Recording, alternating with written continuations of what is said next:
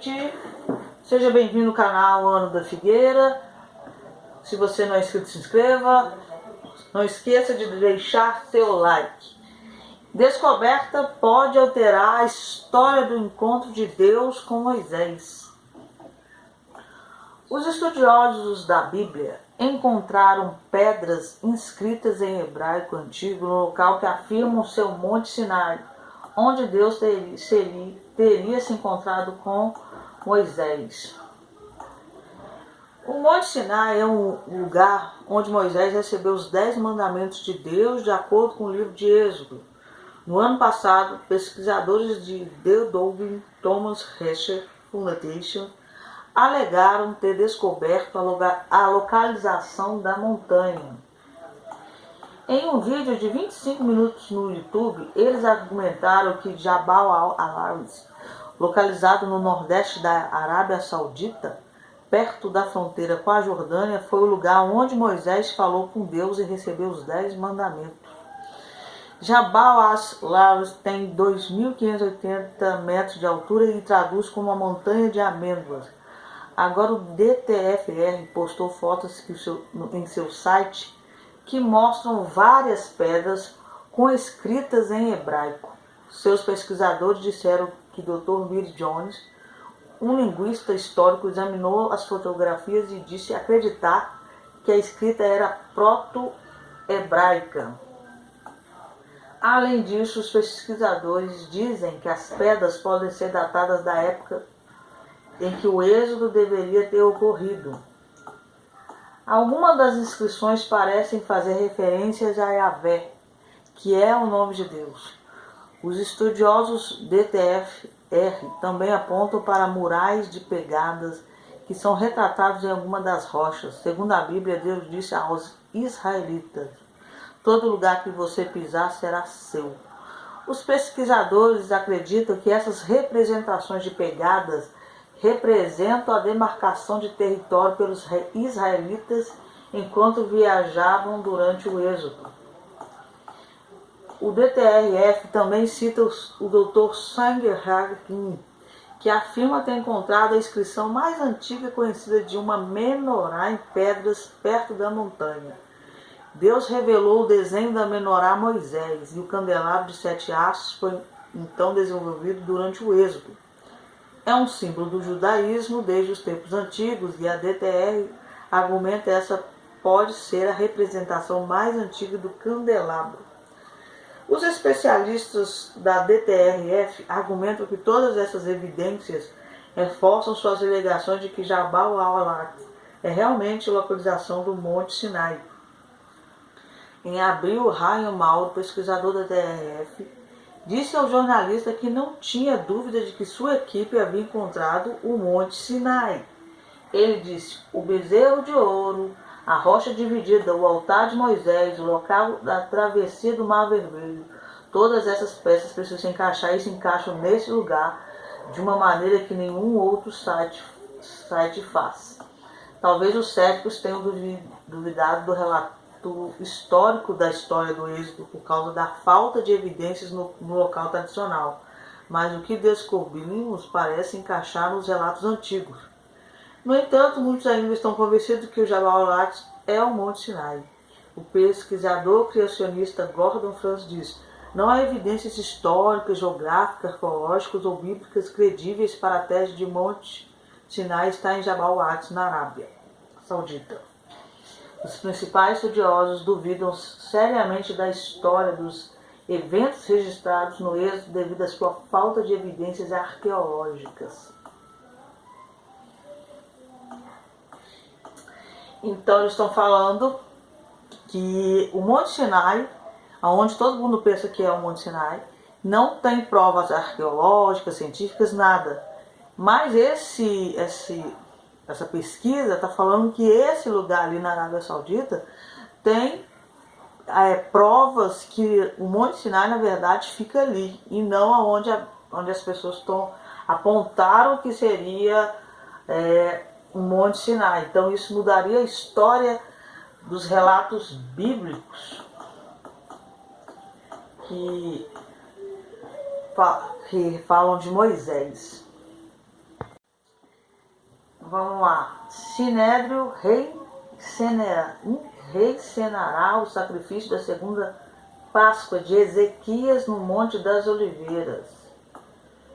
Nos últimos 10 anos, o Sinédrio supervisionou as encenações do Corban Pessah, o sacrifício mais importante que foi trazido no templo. Este ano, apesar de receber todas as permissões necessárias, a cerimônia não foi autorizada devido às regulamentações do Ministério da Saúde, que restringiu as reuniões públicas. O Sinédrio solicitou que uma pequena cerimônia de 10 Kohanim, homens de ascendência sacerdotal judaica, fosse permitida no templo designado biblicamente no Monte do Templo, mas esse pedido também foi negado. Atualmente, nenhum judeu tem permissão para entrar no Monte do Templo, embora o Waqf, a autoridade muçulmana, esteja realizando orações públicas em violação aos regulamentos do Ministério da Saúde. Mas o Sinédrio não se desesperou e a Torá faz provisões para essa dificuldade com a instituição de Pesach Sheni, o dia em que os judeus que não puderam trazer a oferta da Páscoa, no dia 14 de Nissan, trariam seu cordeiro pascual um mês depois. Fale com o Bnei Israel, dizendo: quando qualquer um de vocês ou de sua posteridade que são contaminados por um cadáver ou estão em uma longa jornada oferecer um pechá, eles o oferecerão no segundo mês, no 14º dia do mês, no crepúsculo, comeluão com pães asmos e ervas amargas, números 9, 10, 11. Outro poderoso precedente para a oferta de Pesach Sheni ocorreu quando, no primeiro ano de seu reinado, Ezequias rededicou o templo após um longo período em que seu pai, o rei Acaz, negligenciou até contaminou o templo. Como é descrito em Números, os sacerdotes eram ritualmente impuros, de modo que o ritual foi adiado. Mas, de muitas maneiras, a versão de Ezequias do Pesach Sheni diferia da versão exigida pela Bíblia. No livro de Números, o sacrifício é consumido, mas o feriado de 7 dias não é reiterado com a proibição de pão fermentado. Ezequias, no entanto, observa todos os 7 dias da Páscoa e acrescenta mais 7 dias de celebração.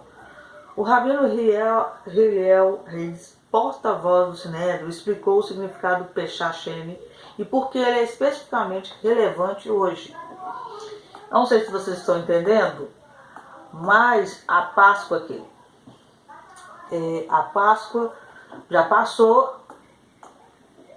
e o sacrifício foi negado no Monte do Templo e agora eles estão querendo fazer essa encenação, esse ritual, no Monte das Oliveiras, baseado no livro de Ezequias, em que o sacerdócio estava impuro, então eles não podiam fazer a Páscoa, realizar a Páscoa, então eles purificaram e foram fazer no próximo mês, que é o que eles estão fazendo.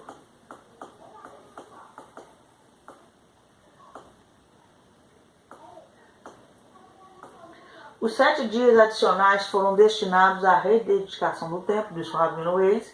Reencenar seria o primeiro passo em direção ao terceiro templo. Esses rituais, todos que eles estão fazendo, é pela questão única e exclusiva do terceiro templo. Então tinha que fazer. Em todos os outros casos, é essencial trazer o corban, sacrifício no tempo estabelecido, diz o rabino Reis. Pesach Sheni é o equivalente bíblico de uma segunda chance, uma raridade que se relaciona especificamente com nossos tempos atuais. Precisamos de uma segunda chance para consertar a saúde das pessoas em todo o mundo, redefinir a economia, retornar ao nosso papel bíblico de guardiões do planeta.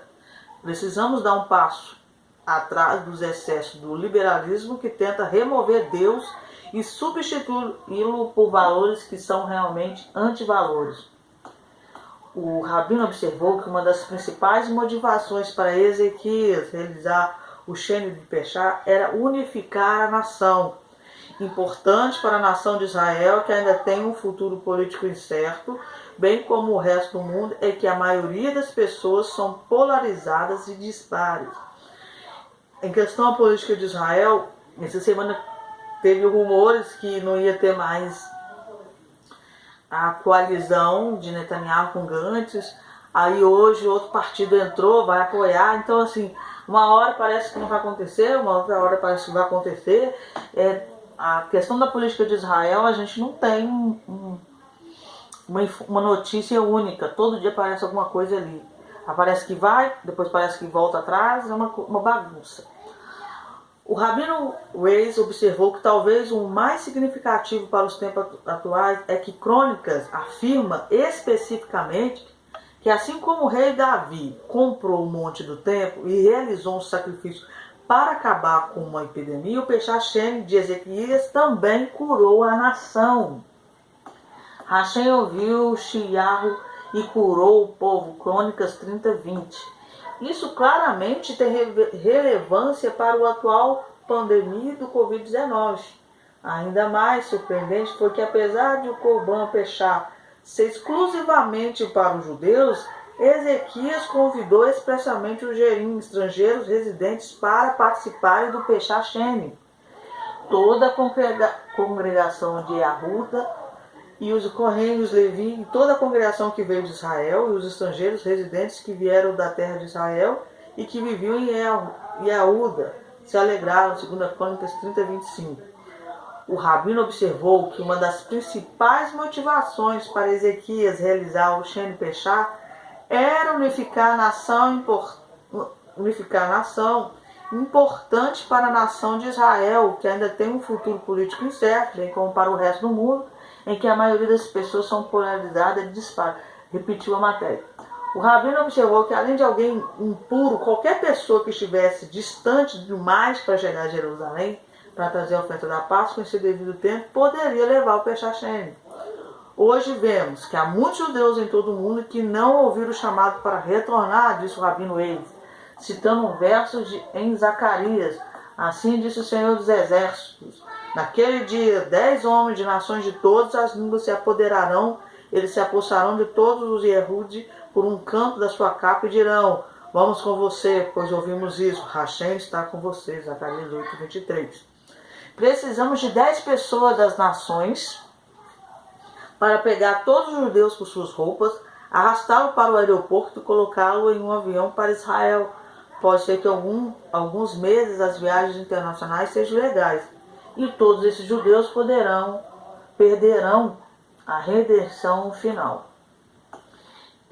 Você vê que o Sinédrio também agora deu para bater nessa tecla aqui, ó, redenção final.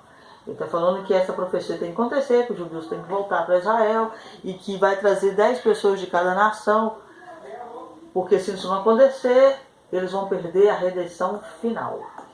As providências práticas para o sacrifício estão prontas para ocorrer no Monte das Oliveiras, na véspera do dia 13 de Iyar, 7 de maio.